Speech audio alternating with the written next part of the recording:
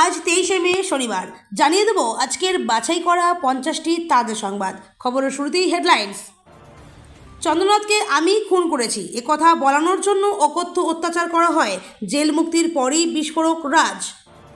আশঙ্কাই সত্যি হলো, রাজ্যে এই মাছ খাওয়া নিষিদ্ধ করল বিজেপি সরকার, ধরা পড়লে শাস্তি। খুলে গিয়েছে পোর্টাল অন্নপূর্ণা ভাণ্ডারের জন্য, নাম ট্রান্সফার হয়েছে তো বাড়িতে বসে চেক করুন স্ট্যাটাস। তেলজলা কাণ্ডে বিরাট মোড়, অবশেষে পুলিশের চোখে ধুলো দিয়ে আলিপুর আদালতে সশরীরে আত্মসমর্পণ তৃণমূল বিধায়ক জাভেদ খানের। তার আগ্নেয়াস্ত্র থেকেই চন্দ্রনাথ রথকে গুলি, শুভেন্দুর আত্মসহায়ক খুনে সিবিআই জালে আরও এক অভিযুক্ত।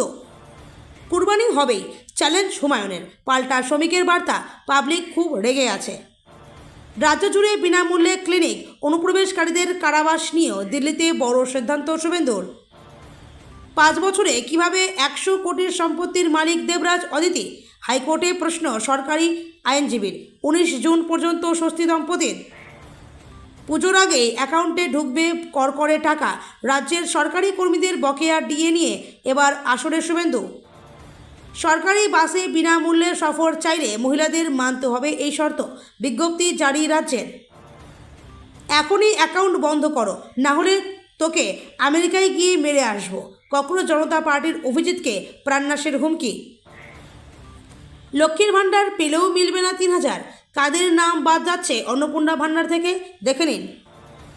খাস কলকাতায় তৃণমূল সাংসদ ও বিজেপি বিধায়কদের রুদ্ধদ্বার বৈঠক, পর্দার আড়ালে কি নতুন কোনো খেলা? 2 মাসের মধ্যে বাড়ি ছাড়ো, এবার তৃণমূলের অস্থায়ী পার্টি অফিসে খালি করার নোটিশ দিলেন পাল্টে যাওয়া মন্টুদা। 10 বিধায়কের সই নেই চিঠিতে, মিলল না ঘর, অবস্থান বিক্ষোভে তৃণমূল, নজিরবিহীন ঘটনা রাজ্য বিধানসভায়। কেউ পদত্যাগ করবেন না, বিজেপি চাপ দেবে, মামলা হলে দল লড়াই করবে, কাউন্সিলরদের পেপটক মমতার। 7 লক্ষেরও বেশি রেশন কার্ড বাতিল, বাড়ানো হলো আয়ের ঊর্ধ্বসীমা, কারা রেশন পাবেন? যুবসাথীর বদলে যুবশক্তি, 1 জুন থেকে কাদের অ্যাকাউন্টে ঢুকবে 3000, কারা বাদ জানুন। 10 দিন পর অবশেষে স্বস্তি, শর্ত সাপেক্ষে জামিন পেলেন বাংলা পক্ষের গর্গ চট্টোপাধ্যায়। বাংলায় ফিরছে আবাস যোজনা ও 100 দিনের কাজ, শর্ত শিথিল করল কেন্দ্র, সুখবর পেলেন গ্রামীণ বাসিন্দারা। কলকাতা পুরসভার অধিবেশন কক্ষে তালা, ঢুকতেই পারলেন না কাউন্সিলরেরা, বাইরে সভা বসালেন মালা ফিরহাদেরা। অসম বিধানসভায় মমতা দিদি জিন্দাবাদ ধ্বনি, শপথ নিয়েই খেলা ঘোরালেন তৃণমূলের একলা নেকড়ে। মোদি শুভেন্দুর 50 মিনিটের রুদ্ধদ্বার বৈঠক, এবার বাংলায় পিসির দুর্নীতির সাম্রাজ্য গুড়িয়ে দিতে দিল্লির মহা অপারেশন। শিক্ষক নিয়োগের মতো তৃণমূল জামানায় আমলা নিয়োগেও দুর্নীতি, প্রশান্ত বর্মনকে নিয়ে বিস্ফোরক বিজেপি এমএলএ। যানজট রুখতে রাস্তা আটকে নামাজ পড়া বন্ধ, নতুন নিয়মে বড় পদক্ষেপ কলকাতায়। শিবলিঙ্গে কন্ডোম বিতর্ক ফের তুঙ্গে, আমায় ভয় দেখাতে চায় বিজেপি, পাল্টা তোপ সায়নের। দৈনিক 500 টাকা ভাতা, বেকারদের পাশে ডাবল ইঞ্জিন সরকার, জুন থেকেই বাংলায় চালু পিএম বিশ্বকর্মা যোজনা। মোদিকে ঝালমুড়ি খাইয়ে বিপত্তি, ঝাড়গ্রামের যুবকের কাছে এলো পাকিস্তান বাংলাদেশ থেকে নম্বর হুমকি। দিল্লির বঙ্গভবনে মুখ্যমন্ত্রী শুভেন্দু দেখেই এগিয়ে গেলেন তৃণমূলের ঋতব্রত, কি কথা হলো দুজনের। আসানসোলে ভাঙল তৃণমূল কার্যালয়, হাওড়ায় বুলডোজার নীতি বিরোধী কর্মসূচিতে তৃণমূলকে না পুলিশের। অর্জুন সিংয়ের এলাকায় ধুয়ে গেল তৃণমূল, 35-এর মধ্যে 30 কাউন্সিলরের পদত্যাগ। নতুন মামলায় মূল চক্রী মোফাক্কেরুলকে যুক্ত করতে চায় এনআইএ, কণ্ঠস্বর পরীক্ষা করানোর আবেদন আদালতে। নিজে হেঁটে শ্মশানে যাওয়া মৃত কাউন্সিলর সহ বহু তৃণমূল নেতা গ্রেপ্তার রাজ্য জুড়ে। ভোট দিলে শ্মশানে পুড়িয়ে দেবে বলেছিল, ফলতায় পুষ্পা জামানার অবসান ঘটিয়ে উৎসবে মাতলেন ভোটাররা। অবশেষে সাময়িক মুক্তি, মায়ের জন্য অন্তর্বর্তী জামিন পেলেন উমর খালিদ। গলায় মঙ্গলসূত্র, সিঁথিতে সিঁদুর, অবশেষে 41 বছর বয়সে কি চুপিসারে বিয়ে সারলেন কঙ্গনা রানাউত। অভিষেক তোলাবাজ, বেনজির আক্রমণে তৃণমূলের প্রাক্তন বিধায়ক তোলপাড় বাংলা। ভারতে ফিফা বিশ্বকাপ সম্প্রচার নিয়ে ধোঁয়াশা, দূরদর্শনও সরে দাঁড়ালো, খেলা দেখবেন কোথায়। দক্ষিণবঙ্গের 9 জেলায় বজ্রবৃষ্টির সতর্কতা, 60 কিমি বেগে ঝড়ের আশঙ্কা, কলকাতায় কি পূর্বাভাস। বজ্রবিদ্যুৎ সহ বৃষ্টির সম্ভাবনা, দক্ষিণে 9 জেলায় ঝড় হতে পারে 60 কিমি বেগে। কলকাতায় কি পূর্বাভাস? এতক্ষণ শুনছিলেন সংবাদ শিরোনাম, এবার শুনবেন বিস্তারিত খবর। মুখ্যমন্ত্রী শুভেন্দু অধিকারীর আত্মসহায়ক চন্দ্রনাথ রথ খুনে রাজ সিং বিভ্রান্তির জট কাটে। অবশেষে বৃহস্পতিবার গ্রেপ্তার হওয়া রাজ সিংকে জেল মুক্তি দেয় আদালত। জেল থেকে ফিরেই বিস্ফোরক রাজ সিং। সংবাদ সংস্থা এনআইএকে রাজ জানিয়েছে, সবাই জানেন পিএ খুনের মামলায় আমাকে গ্রেপ্তার করা হয়েছে। মূল অভিযুক্তের নাম রাজকুমার সিং, কিন্তু পুলিশ আমাকে ভুল করে রাজ সিং ভেবে মিথ্যা মামলায় গ্রেপ্তার করে। আমি সেই সময় মায়ের সঙ্গে অযোধ্যায় রামলালার দর্শন করতে গিয়েছিলাম। দর্শন শেষে বাড়ি ফেরার পথে একটি ধাবার সামনে থেকে এসওজি টিম আমাকে গ্রেপ্তার করে। রাজ সিং আরও বলেন, ধাবা থেকে গ্রেপ্তার করে আমাকে সোজা তাদের অফিসে নিয়ে যায়। আমার মা পুলিশকে অনেক কাকুতি মিনতি করে বোঝানোর চেষ্টা করছিলেন যে আমি নির্দোষ, কিন্তু পুলিশ কোনো কথা শোনেনি বা কোনো প্রমাণ দেখায়নি। 6 তারিখে আমি কোথায় ছিলাম জানতে চাইলে আমি জানিয়েছিলাম যে আমি নিজের এলাকা বালিয়াতেই ছিলাম। ওয়াকিং ক্যাটফিশ নামেও পরিচিত থাই মাগুর একটি অত্যন্ত শিকারী ও অগ্রাসী প্রজাতির মাছ। ভারতে এই মাছটি নিষিদ্ধ, কারণ এটি পরিবেশ, স্থানীয় মাছের প্রজাতি এবং সম্ভাব্যভাবে মানুষের স্বাস্থ্যের জন্য ক্ষতিকর। বিহার মৎস্য দপ্তর রাজ্য জুড়ে নিষিদ্ধ থাই মাগুর মাছের অবৈধ ব্যবসা ও বিক্রির বিরুদ্ধে তাদের অভিযান জোরদার করেছে। নিষিদ্ধ এই প্রজাতির মাছের ব্যবসায় জড়িত ব্যবসায়ীদের টার্গেট করে বিভিন্ন স্থানে তল্লাশি অভিযান চলছে। প্রচুর মাছ বাজেয়াপ্ত করা হয়েছে। ওয়াকিং ক্যাটফিশ নামেও পরিচিত থাই মাগুর একটি অত্যন্ত শিকারী ও অগ্রাসী প্রজাতির মাছ। ভারতে এই মাছটি নিষিদ্ধ, কারণ এটি পরিবেশ, স্থানীয় মাছের প্রজাতি এবং সম্ভাব্যভাবে মানুষের স্বাস্থ্যের জন্য ক্ষতিকর। রাজ্য সরকার নিষিদ্ধ এই মাছের ব্যবসার সঙ্গে জড়িত ব্যবসায়ী ও সরবরাহকারীদের লক্ষ্য করে রাজ্যব্যাপী একটি কঠোর অভিযান শুরু করেছে। এই অবৈধ ব্যবসার সঙ্গে যুক্ত সংশ্লিষ্ট বিভিন্ন স্থানে বর্তমানে তল্লাশি অভিযান চালানো হচ্ছে। জুন মাস থেকেই রাজ্যে চালু হয়ে যাবে অন্নপূর্ণা ভাণ্ডার। নতুন প্রকল্পের জন্য খোলা হয়েছে নতুন পোর্টাল। জানা যাচ্ছে, লক্ষ্মীর ভাণ্ডারে যাদের নাম নথিভুক্ত ছিল তাদের নাম ট্রান্সফার হয়ে যাবে অন্নপূর্ণা ভাণ্ডারে, কিন্তু স্বয়ংক্রিয়ভাবে অন্নপূর্ণা ভাণ্ডারের জন্য নাম নথিভুক্ত হয়েছে কিনা বুঝবেন কিভাবে? উল্লেখ্য, অনলাইনেও অন্নপূর্ণা ভাণ্ডারের স্ট্যাটাস চেক করা হয়। তেলজলা রণক্ষেত্রের ঘটনায় অবশেষে চরম নাটকীয় মোড়। ভোট পরবর্তী হিংসার অভিযোগে নাম জড়ানোর পর আইনি জালে কার্যত কোণঠাসা হয়ে অবশেষে আলিপুর আদালতে সশরীরে হাজির হয়ে আত্মসমর্পণ করলেন কসবার দাপুটের তৃণমূল বিধায়ক তথা প্রাক্তন মন্ত্রী জাভেদ আহমেদ খান। গণনা পরবর্তী হিংসার ঘটনার মূল অভিযুক্তদের তালিকায় নাম থাকার পর থেকেই এই আত্মসমর্পণকে কেন্দ্র করে রাজনৈতিক মহলে তীব্র চাঞ্চল্য তৈরি হয়েছে। গত 4ই মে নির্বাচনী ফলাফল প্রকাশের পরেই কসবার তেলজলা এলাকা কার্যত রণক্ষেত্রের চেহারা নেয়। ব্যাপক অশান্তি, মারধর ও ভাঙচুরের ঘটনায় সাধারণ মানুষের নিরাপত্তা নিয়ে প্রশ্ন ওঠে। এই ঘটনায় সরাসরি নাম জড়ায় স্থানীয় তৃণমূল বিধায়ক জাভেদ খান এবং তার ঘনিষ্ঠ আরও 10 জন অনুগামীর। গেরুয়া শিবিরের পক্ষ থেকে প্রথম থেকেই অভিযোগ করা হচ্ছিল যে শাসক দলের মদতেই কসবা ও তিলজলা এলাকায় বিরোধী কর্মীদের ওপর লাগাতার অত্যাচার চালানো হয়েছে। মুখ্যমন্ত্রী শুভেন্দু অধিকারীর আত্মসহায়ক চন্দ্রনাথ রথের হত্যাকাণ্ডের ঘটনায় আরও এক অভিযুক্তকে গ্রেপ্তার করল সিবিআই। উত্তরপ্রদেশের বালিয়া থেকে নবীন সিং নামে এক ব্যক্তিকে গ্রেপ্তার করেছে সিবিআই। এই নিয়ে চন্দ্রনাথ রথ হত্যাকাণ্ডে 5 জনকে গ্রেপ্তার করল কেন্দ্রীয় তদন্তকারী সংস্থা। সূত্রের খবর, প্রাথমিক তদন্তে সিবিআই জানতে পেরেছে ধৃত নবীন সিং এর আগ্নেয়াস্ত্র ব্যবহার করেই চন্দ্রনাথ রথকে খুন করা হয়। ধৃতের কাছ থেকে একাধিক আগ্নেয়াস্ত্র উদ্ধার করা হয়েছে বলে খবর। সেগুলি ফরেনসিক পরীক্ষার জন্য পাঠানো হয়েছে। অস্ত্র আইনের নবীন সিং নামে অভিযুক্তকে গ্রেপ্তার করা হয়েছে। সিবিআইয়ের কাছে থাকা খবরের ভিত্তিতেই উত্তরপ্রদেশ পুলিশের সঙ্গে যৌথ অভিযানে বালিয়া থেকে নবীন সিংকে গ্রেপ্তার করা হয়েছে। ধর্মীয় কারণে পশু নিধনের রাশ টেনেছে বিজেপি সরকার, তার জল গড়িয়েছে কলকাতা হাইকোর্টেও। তা নিয়ে নানা মহলে চলছে জোর চাপানোতর। অবশ্য সরকারের নির্দেশিকা যাই হোক না কেন, কুরবানি হবে বলেই চ্যালেঞ্জ ছুড়ে দিয়েছেন আম জনতা উন্নয়ন পার্টির প্রতিষ্ঠাতা সদস্য তথা বিধায়ক হুমায়ুন কবির। যদিও সে হুঙ্কারে বিশেষ মাথা ঘামাতেই নারাজ বিজেপির রাজ্য সভাপতি শ্রমিক ভট্টাচার্য। সাধারণ মানুষ অত্যন্ত রেগে রয়েছেন বলেই পাল্টা বার্তা তার। পশু নিধন নিয়ে হুমায়ুন কবির বলেন, আইনকে সম্মান করি, তবে কুরবানি হবেই, কোরআনে যা লেখা আছে তা হবেই। শুভেন্দু অধিকারীকে সরাসরি বলছি, আগুন নিয়ে খেলবেন না, তাতে আপনার নিজেরই বিপদ হবে। মুসলমান সমাজ কুরবানি নিয়ে কোনো সমঝোতা করবে না। রাস্তা আটকে নামাজ পাঠ বন্ধ নিয়েও ক্ষোভ উগরে দেন হুমায়ুন।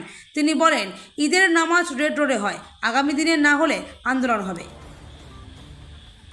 নতুন বিজেপি সরকারের আমলে ডবল ইঞ্জিনের সুবিধা পেতে চলেছে পশ্চিমবঙ্গ। এতদিন আটকে থাকা সমস্ত কেন্দ্রীয় প্রকল্পের কাজ যত দ্রুত সম্ভব চালু করতে তৎপর শুভেন্দু অধিকারী সরকার। তার মধ্যে অন্যতম জলজীবন মিশন, আয়ুষ্মান ভারতের মতো প্রকল্প। মুখ্যমন্ত্রী হওয়ার পর প্রথম দিল্লি সফরে গিয়েছেন শুভেন্দু অধিকারী। শুক্রবার একাধিক মন্ত্রী ও কেন্দ্র সরকারি সংস্থাগুলির সঙ্গে ম্যারাথন বৈঠকের পর বেশ কিছু প্রকল্প নিয়ে বড়সড় ঘোষণা করলেন। আয়ুষ্মান মন্দির অর্থাৎ দিল্লির মহল্লা ক্লিনিকের আদলে বিনামূল্যে চিকিৎসা কেন্দ্র চালুর জন্য শনিবারই বৈঠকে বসবেন বলে জানান তিনি।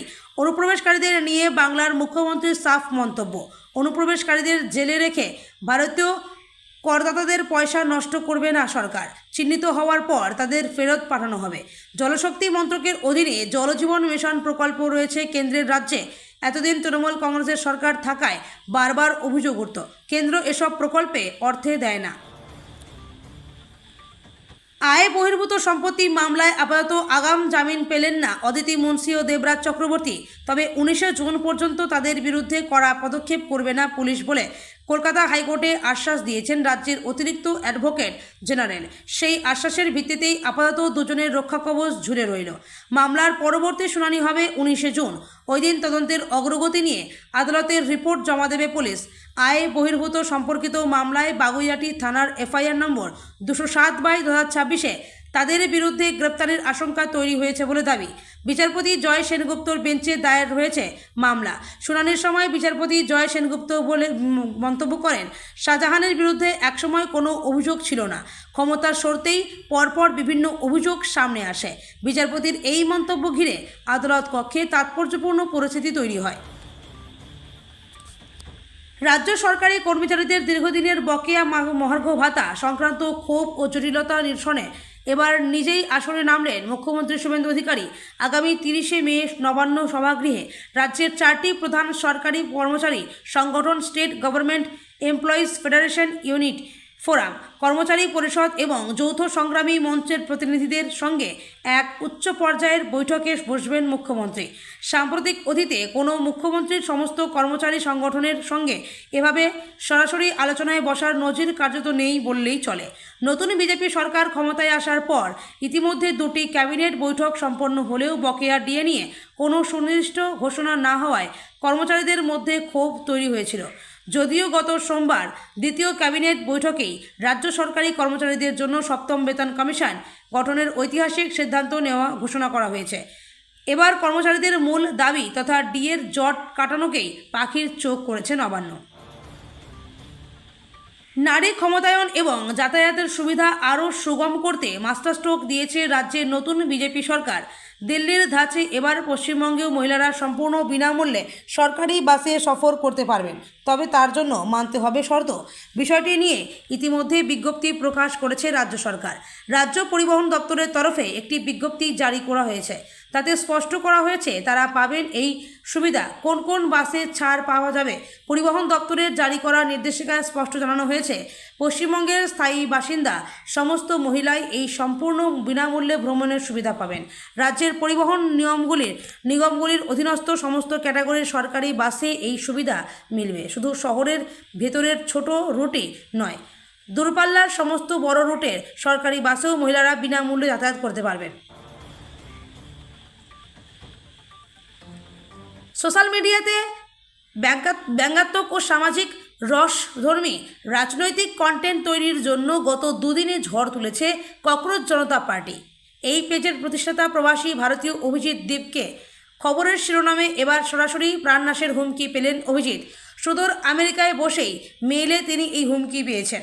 চায়ের ঠেক থেকে শুরু করে বাস, ট্রেন সর্বত্রই এখন নতুন কৌতূহল ও চর্চার কেন্দ্রবিন্দুতে রয়েছে ককরোচ জনতা পার্টি। একে নতুন কোনো রাজনৈতিক দল মনে হলেও আসলে কোনো খাতা কলমে প্রতিষ্ঠিত দল নয়, দেশ জুড়ে অনলাইন মাধ্যমে সীমাবদ্ধ একটি ব্যতিক্রমী প্ল্যাটফর্ম। দেশের নানা জ্বলন্ত সমস্যা থেকে নিয়ে সাধারণ মানুষের হয়ে কথা বলাই এদের মূল লক্ষ্য। সম্প্রতি এই পার্টি সাধারণ রাজনৈতিক দলগুলোর মতোই একটি অভিনব ইস্তাহার প্রকাশ করেছে, যা ব্যাপক ভাইরাল হয়েছে। সাধারণ মানুষের মনের কথা ফুটিয়ে তোলায় অনেকেই এই ইস্তাহার দেখে খুশি। যেমন কথা তেমন কাজ। 1 জুন থেকে রাজ্যে কার্যকর হতে চলেছে বিজেপি সরকারের অন্নপূর্ণা ভাণ্ডার। নবান্নে প্রথম ক্যাবিনেট বৈঠক থেকে অন্নপূর্ণা ভাণ্ডারের ঘোষণা করেছিলেন মুখ্যমন্ত্রী শুভেন্দু অধিকারী। সম্প্রতি এই নিয়ে বিজ্ঞপ্তি জারি করেছে নারী ও শিশু উন্নয়ন এবং সমাজ কল্যাণ দপ্তর। কারা কারা পাবেন ভাতা, কারা বাদ যাবেন, সবটাই স্পষ্ট করা হয়েছে। কারা পাবেন না অন্নপূর্ণা ভাণ্ডার? অন্নপূর্ণা ভাণ্ডার রাজ্য সরকার তরফে বিজ্ঞপ্তি জারি করে বলা হয়েছে, বাংলার মহিলাদের আর্থিকভাবে স্বনির্ভর এবং সামাজিকভাবে শক্তিশালী করে অন্নপূর্ণা যোজনা প্রকল্প চালু করা হচ্ছে। এই প্রকল্পের আওতায় যোগ্য মহিলাদের প্রতি মাসে 3000 করে আর্থিক সাহায্য সরাসরি ব্যাংক অ্যাকাউন্টে ডিবিটি পাঠানো হবে। আগামী 1 জুন 2024 থেকে কার্যকর হবে অন্নপূর্ণা ভাণ্ডার বা অন্নপূর্ণা যোজনা। তবে রয়েছে বেশ কিছু শর্ত। 2024 সালের হাই ভোল্টেজ বিধানসভা নির্বাচন মিটে রাজ্যে নতুন সরকার গঠনের পর এই প্রথম খাস কলকাতার বুকে ঘটল এমন এক রাজনৈতিক ঘটনা, যা দেখে রাজ্য রাজনৈতিক থিঙ্ক ট্যাঙ্কদের পিলে চমকে গিয়েছে। রাজনীতির দুই বিপরীত মেরু বিজেপি এবং তৃণমূল কংগ্রেসের দুই হেভিওয়েট নেতা বসলেন এক টেবিলে। দীর্ঘক্ষণ চলল গভীর আলোচনা। আজ বরাহনগরে এক অনন্য এবং নজরকাড়া দৃশ্যের সাক্ষী থাকল রাজ্য রাজনীতি।